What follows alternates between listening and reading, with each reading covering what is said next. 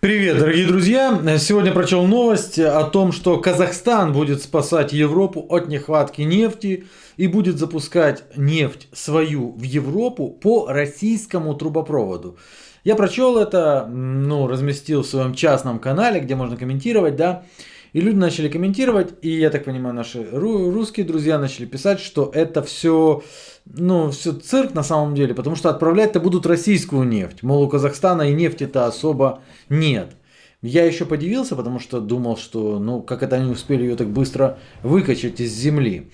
Фишка в том, что у России есть такие партнеры, близкие такие очень партнеры, и не только, я имею в виду Казахстан, и не столько Казахстан, может быть, много партнеров, которые только и ждут, чтобы Российская Федерация достаточно ослабла для того, чтобы потеснить ее с некоторых рынков, чтобы получить некоторую экономическую выгоду, геополитическую выгоду и так далее. Чтобы не быть голословными, смотрите, в Казахстане происходили мощные протесты. И, скорее всего, без вмешательства ОДКБ ничего не решилось бы. Но вмешалась ОДКБ, Российская Федерация и все, помогли. Казалось бы, должна быть благодарность. Мол, спасли от хаоса, помогли вашей власти опять-таки, да, это самое, вечная благодарность, ее в природе не существует. И началась проверка этой дружбы. И началась она, я считаю, не только там было по мелочи. По мелочи там были националистические всякие вещи, там русский тут говорить по-русски не будешь, там, да. А потом посол Врублевский, или Врублевский, посол Украины в Казахстане, который заявил, что чем больше русских мы убьем, тем лучше, потому что тем меньше русских придется убивать нашим детям. Чем больше мы убьем русских сейчас, тем меньше придется убивать нашим детям.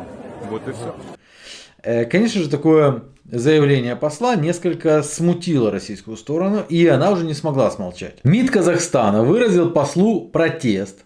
Тот на целый месяц уехал из страны, а потом вернулся. МИД Российской Федерации в этом случае уже поднял натуральный скандал, понятно. В ответ на это возмутился уже МИД Казахстана и вызвал российского посла на ковер. Врублевского все-таки Зеленский уволил. Зеленский. Неизвестно по какой причине, может быть по просьбе казахской стороны. Ситуация была крайне некрасивая. Потом в интересную ситуацию попал уже и президент Казахстана Токаев. На Петербургском международном экономическом форуме Маргарита Симонян, являясь модератором, задала ему вопрос о признании ЛДНР. Токаеву пришлось в присутствии Путина заявить, что он не поддерживает независимость никаких квазигосударственных территорий, в том числе Донбасса. Мы не признаем ни Тайвань, ни Косово, ни Южная Абхазия, ни Южная Осетия, ни Абхазия. И, по всей видимости, этот принцип будет применен в отношении квазигосударственных территорий. коими, на наш взгляд, являются Луганск и Донецк. Но вообще взгляд на силовой передел границ в ОДКБ разделяют, потому что, как мы знаем, и белорусский лидер к этому относится с опаской. И при всем при этом возникали сложности, конечно, у Казахстана с экспортом нефти. 80% проходят по морю в Европу. В марте российские власти сообщили, что из-за шторма повреждены причальные устройства на терминале, ремонт до мая. А в июне, к примеру, порт закрывали для разминирования, потому что обнаружили мины Второй мировой войны.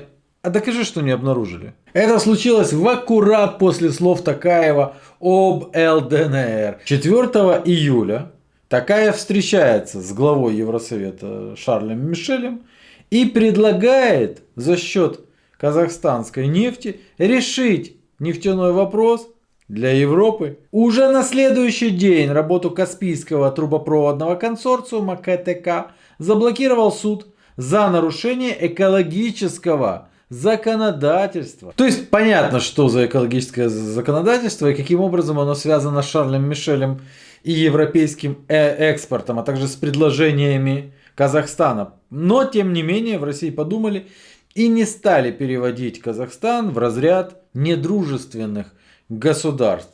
А Казахстан при этом продолжил искать способы в обход Российской Федерации отправлять свою нефть в Европу, которая нуждается и Смотрите, недостаток российской нефти в Европе – это один из рычагов воздействия на Европу. Казахстан хочет сделать так, чтобы этот рычаг ослаб.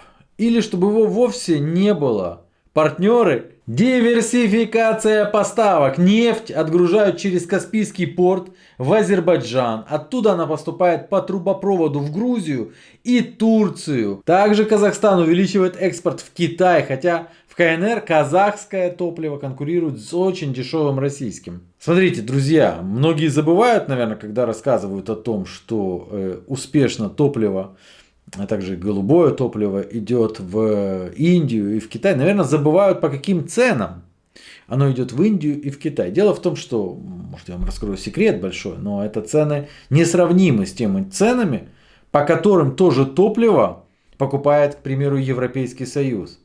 Тут большая разница. The Guardian сообщает, что уже в ближайшие дни возможно, что вот уже на этой неделе вообще Казахстан отправит первую партию нефти в Германию по российскому нефтепроводу «Дружба». Об этом заявил министр энергетики Казахстана Ачкулаков. Астана рассчитывает заместить российскую нефть, от которой отказалась Европа. Смотрите-ка, помимо трубы казахская нефть пойдет и в польский порт Гданьск. Всего Германия и Польша подали заявки на 300 тысяч тонн казахстанской нефти по дружбе во втором квартале 2023 года. Ну, по нефтепроводу «Дружба». В марте немцы рассчитывают получить 100 тысяч тонн. Это все, конечно, не означает, что Казахстан уже завтра отказывается от того самого Каспийского трубопроводного консорциума, который одновременно является экономически эффективным и надежным. Но работа над диверсификацией рынков, конечно же, ведется. И особенно заходит Казахстан, пытается зайти туда, где россияне потеряли рынки. Надежный партнер всегда подставит плечо. Но вот по поводу того, что нефть это будет российской, нет. Это нефть казахстанская, друзья, вы чё? Если немцы начнут получать эту нефть на стабильной основе, это может быть долгоиграющим проектом, поскольку в республике рассчитывают в ближайшие годы увеличить добычу до 125 миллионов тонн в год. В 2023 она планируется на уровне 90,5 миллионов тонн, из которых 71 миллион тонн пойдет на экспорт. Если даже представить, что россияне, наверное, под видом казахстанской все-таки пускают немножко свои. Если сравнивать с прошлым годом, то увеличивается такой экспорт на 6 миллионов тонн. Получается, только 6 миллионов тонн, это менее чем 10% от того, что будет запускать Казахстан, гипотетически может являться той самой российской нефтью, которую втулили под видом казахстанской. Казахстан много добывает нефти, вот в чем фишка. С Россией не сравнить, но много. Как Россия может этому противодействовать? Ну, Россия может сказать: слушайте, смотрите, по нашему трубопроводу «Дружба» вы не будете отправлять свою нефть на рынки, которые мы потеряли, тем государствам, которые сейчас помогают нашим врагам. На что Казахстан может ответить: хорошо, согласна. А вы тогда не будете через нашу территорию ничего отправлять в Индию и Китай. И это важнейшие рынки для Российской Федерации. И тут, конечно, проблема. Помимо всего этого, я считаю, это, конечно же, проблемная история, потому что однозначно это надо как-то пояснять. Пояснить тем, что это все это казахи просто делают вид, а на самом деле это российская нефть, не получится. Нет. Судя по всем заявлениям руководства Казахстана, которое было опять-таки спасено в ДКБ в свое время, да, они как раз-таки намереваются вести свою игру и все больше и больше намереваются. Потому что это тот самый партнер, который четко видит слабость и приходит туда, где тонко, знаете, туда и приходит. Помимо всего этого, будет решение по зерновой сделке. Тоже уже, возможно, на этой неделе. ООН заявляет, что будущее зерновой сделки там висит на волоске и все такое.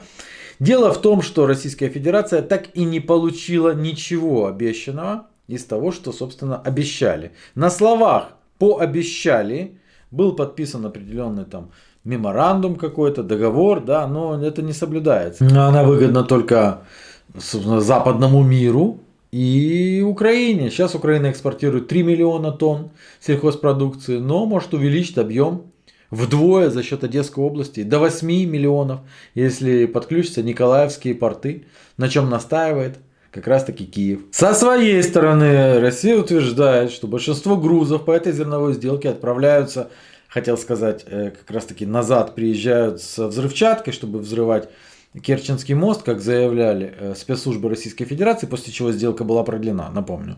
Но отправляется также в богатые страны.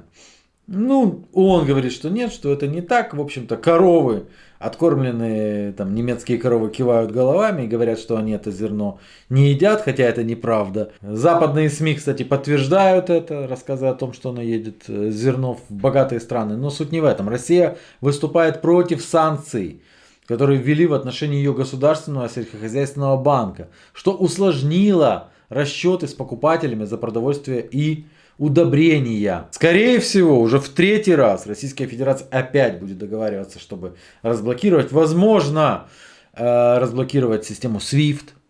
Возможно, ну, то есть какие-то условия же должны быть выдвинуты.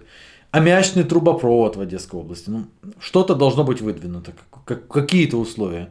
Но, скорее всего, их в 3-й раз соблюдать, конечно, никто не будет. С российской стороны сообщают, что переговоры войдут в активную фазу, будут непростыми, несмотря на все маневры РФ с демонстративным выходом из соглашения.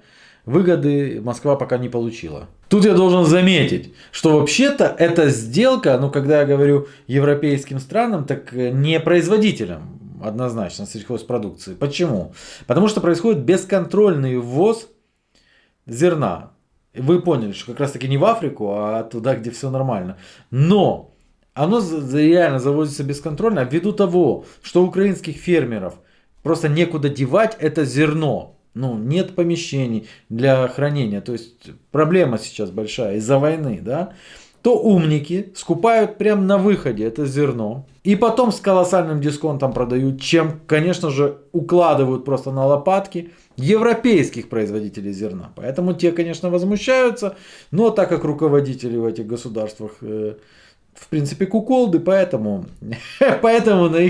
на их возмущение всем поплевать. Как оказалось, украинская пшеница стали самыми дешевыми в мире. И продаются со скидкой в 40%. Проблемы в Кинзбургской косе тоже не будет.